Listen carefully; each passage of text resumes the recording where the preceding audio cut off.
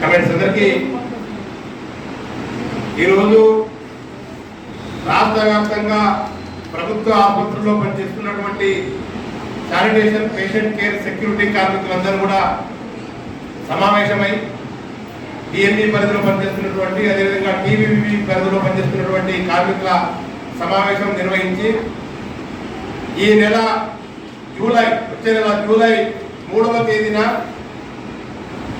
చలో కోటి అనే కార్యక్రమాన్ని నిర్వహించి డిహెచ్ క్యాంపస్ లో ఉన్నటువంటి కోటి డిఎంఈ టీవీపీ కమిషనర్ కార్యాలయం ముందు భారీ ఎత్తున ధర్నా కార్యక్రమం నిర్వహించాలని చెప్పి ఈరోజు ఈ సమావేశం నిర్ణయించడం జరిగింది. మనం ఎందుకు ఆ రోజు ధర్నా చేయాలనుకుంటున్నాం?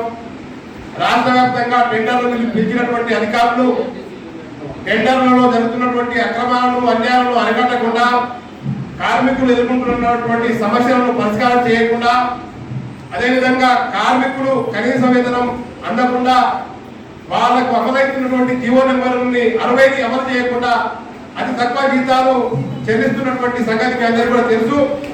తక్కువ జీతాలు చెల్లిస్తున్నటువంటి కాంట్రాక్టర్ల పైన తగు చర్యలు తీసుకొని జీవో నెంబర్ 60ని అమలు చేయాలని చెప్పి ఈ నెల మనం ఈ రోజు నిర్ణయించిన ప్రకారం జూలై 3వ తేదీన కోటిలోని కార్యాలయం ముందు ధర్నా కార్యక్రమం నిర్వహించాలని చెప్పి మనం భావించడం జరిగింది.